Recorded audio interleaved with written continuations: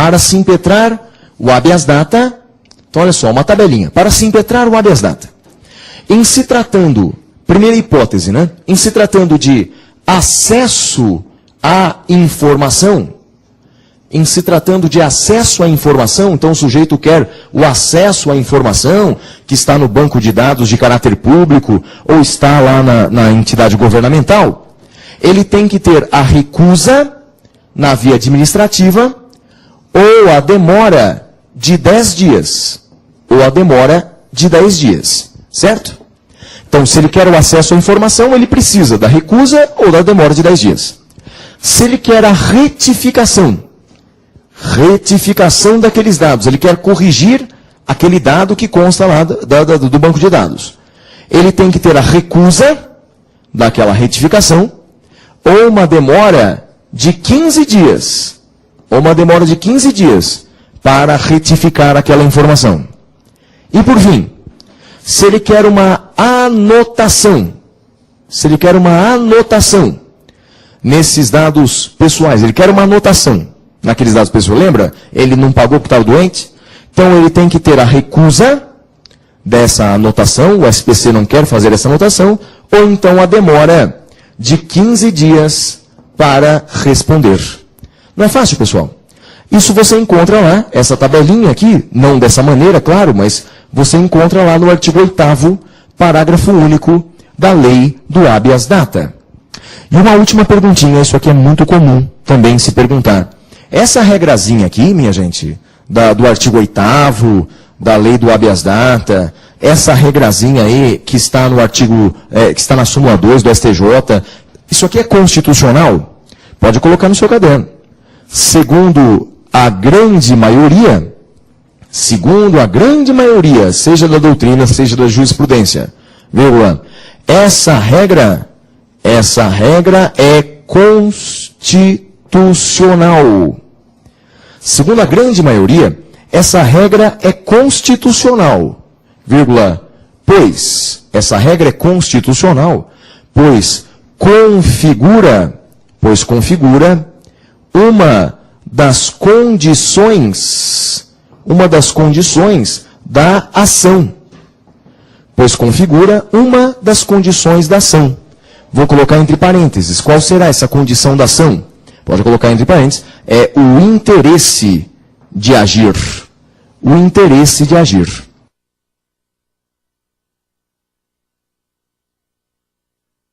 Todo mundo, um ou outro constitucionalista, um ou outro diz que é inconstitucional.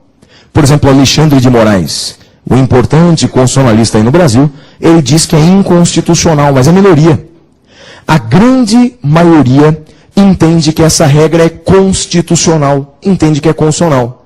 Por quê? Porque, na verdade, isso aqui nada mais é do que uma das condições da ação. Isso aqui é interesse de agir. Interesse de agir. Na verdade, é o seguinte, a ideia é simples. Eu não tenho interesse de brigar com o SPC, primeiro eu tenho que pedir para ele. Primeiro eu peço para o SPC o acesso à informação. Se ele negar ou demorar, eu impetro o habeas data. Eu peço para o SPC a retificação dos dados. Se ele negar ou demorar, eu impetro o habeas data. Eu não posso partir para a briga se eu nem sei que o cara é meu inimigo. Primeiro eu preciso saber, né, se ele é meu inimigo antes de brigar com ele. Portanto, você não pode sair brigando com a pessoa sem saber se ela vai negar ou não. Então, tem que provar esse interesse de agir. Então, é por isso que se exige a recusa ou a demora naquela informação. Beleza, pessoal? É o artigo 8º da lei do habeas data, é a súmula 2 do STJ. Próxima pergunta. Quem é o impetrante do habeas data? Quem será que pode impetrar o habeas data? Você saberia me dizer ou não? Quem é o impetrante do habeas data? Quem é o impetrante? Olha, várias respostas possíveis. Pode colocar no seu caderno aí. O impetrante do habeas data. Pode ser pessoa física. Pode ser pessoa jurídica. Sem problema algum, hein, pessoal? Então, pessoa jurídica pode impetrar um habeas data sem problema. Porque é possível que a pessoa jurídica tenha esse direito a informação sobre dados pessoais. Então, é um direito compatível com a pessoa jurídica. É compatível com a pessoa jurídica. Então, ó, Impetrante, pessoa física, pessoa jurídica. Quem mais que é impetrante aí? Quem mais pode ser impetrante? Olha, brasileiro, estrangeiro. Estrangeiro também pode ser pessoa, pode ser o impetrante, brasileiro, estrangeiro. Lembra, qualquer estrangeiro residente no Brasil vai poder ser impetrante. E aqui, minha gente, é aquela coisa que eu falei para vocês, não custa nada repetir. Tem que ser aqui, olha, não se pode pleitear direito de terceiro. Não se pode pleitear direito de terceiro. Como acontece, por exemplo, lá no habeas corpus.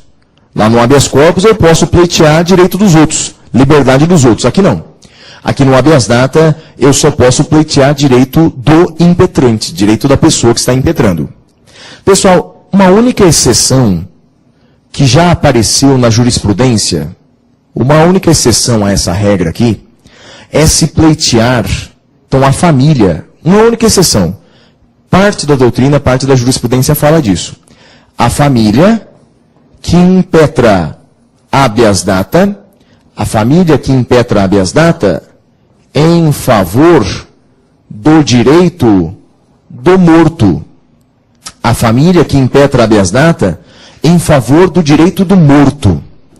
A gente falou aqui, em aulas passadas, quando eu falei de teoria geral dos direitos fundamentais, eu falei que atualmente tem se afirmado que o morto é titular de alguns direitos. Antigamente não, antigamente dizia-se que com a morte acabam os direitos, acabam os deveres, mas hoje em dia tem se afirmado que a morte, ela termina realmente com a maioria dos direitos. Com a morte acabam muitos direitos, como liberdade de locomoção. O morto não vai sair do lugar, a não ser que seja um filme de terror. O morto não tem direito de reunião, não vai se reunir com outras pessoas. Né? O morto não tem direito de propriedade, ou seja, o morto não tem uma série de direitos, acabam realmente com a morte. Mas alguns perduram. Alguns perduram, como direito à honra, direito à imagem, e, por que não, aquelas informações que estão em bancos de dados de caráter público. Então, já houve decisão nesse sentido, de que a família poderia impetrar habeas data em favor das informações do morto. Ok, pessoal? Então, saiba que a regra é, se cair no concurso, habeas data para a pessoa do impetrante. Mas, saiba que já houve decisão dizendo que se pode pleitear o direito do morto. Outra coisa aqui bacana, pessoal. Precisa de advogado. Precisa de advogado. Olha que legal isso. Habeas data precisa de advogado. Precisa de advogado. Ou seja, ao contrário do habeas corpus que nós vimos na aula passada. Habeas corpus não precisa de advogado. Qualquer pessoa pode impetrar o habeas corpus. Pois não acontece isso com o habeas data. Habeas data ele precisa de advogado, a pessoa tão impetrante precisa contratar um advogado, a não ser que ele seja mesmo um advogado e pode impetrar, mas precisa de advogado então para se impetrar o habeas data. Tudo bem? Está acabando, minha gente, o habeas data, está acabando. Quem que é competente para julgar o habeas data? Quem será competente para julgar o habeas data? Na verdade, depende. Quem é competente para julgar o habeas data depende da entidade titular detentora das informações. Então, olha, quem é competente, essa é a pergunta, quem é competente para julgar o habeas data? A resposta é, depende da entidade detentora das informações. Depende da entidade detentora das informações. Por exemplo, se for o serviço de proteção ao crédito, como nesse exemplo que eu estou dando aí bastante, competente para julgar aquilo vai ser o juiz da comarca mesmo. Se for uma entidade federal, aí vai ser na Justiça Federal. Então depende. A competência dependerá da entidade que é detentora daquelas informações. E por fim, minha gente, uma coisa para colocar aqui no quadro sobre o habeas data. O habeas data é uma ação gratuita. O habeas data é uma ação gratuita nos termos do artigo 5º, inciso 77 da Constituição Federal. Nos termos do artigo 5º, 77 da Constituição Federal, O habeas data é uma ação gratuita. Na verdade, não só o habeas data, o habeas corpus também. O habeas data e o habeas corpus são ações gratuitas, nos termos do artigo 5º, inciso 77 da Constituição. Vamos dar uma olhadinha? No artigo 5º, inciso 77 da Constituição? Põe aqui na tela para nós. Artigo 5º, inciso 77. Artigo 5º, inciso 77. É o penúltimo inciso. Né? Artigo 5º, inciso 77 da Constituição Federal. Vamos dar uma olhadinha? Pode pôr na tela para nós. Diz assim, olha, são gratuitas as ações de habeas corpus e habeas data. E na forma da lei, os atos necessários ao exercício da cidadania. Então são gratuitas as ações de habeas corpus e de habeas data. São gratuitas essas ações e os atos necessários ao exercício da cidadania. Bacana, pessoal? Beleza? Então, olha, pode tirar aqui para nós. E por quê, hein? Por que será que o habeas corpus, por que será que o habeas data são ações gratuitas? Porque, na verdade, nós vivemos num Estado democrático de direito, não é? Em que todo o poder emana do povo. Então, quer dizer, brigar por esses dois direitos, que são direitos tão importantes como a liberdade de locomoção e como a informação sobre dados pessoais, dados do impetrante, isso é gratuito. Segundo o artigo 5º 77, são ações gratuitas, portanto. Maravilha? Agora, pessoal, então já falei de habeas corpus e acabo de falar de habeas data. Se você tiver qualquer dúvida, você pode mandar durante a semana, você pode mandar lá pelo nosso site, lá o professorflaviomartins.net.br, tem uma areazinha lá que é pergunte ao professor. Temos como entrar lá no site? Tem como entrar lá no site para mostrar para o pessoal? Está aberto ainda o nosso site ou ainda não? Não está aberto? Abre aí para nós. Então é o professorflaviomartins.net.br. Vou mostrar onde é que está o material e onde é que você pode perguntar lá. O material agora está separado.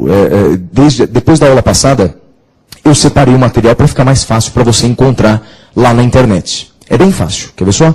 Dentro aí de 5 segundos, vou desaparecer aqui da tela e vai entrar o nosso site. Pode aparecer, pode pôr na tela para nós o nosso site. Aí está ele. Então,